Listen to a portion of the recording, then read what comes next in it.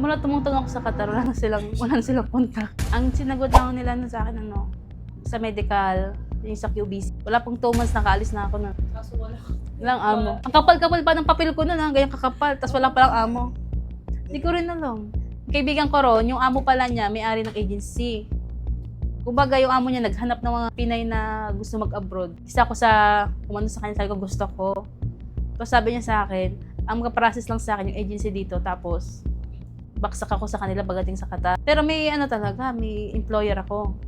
Una baksak ko sa accommodation. Kinaumagahan, sinundo kami dun sa bahay, sa may accommodation, diyan lang kami sa agency.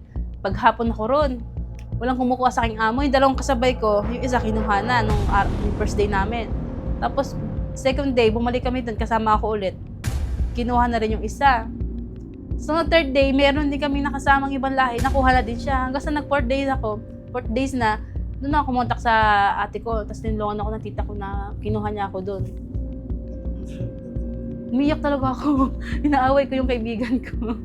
Meron namang kontrata nga, kanya lang, sabi nga nila, kung anong mangyari sa akin, wala na silang panagutan sa akin.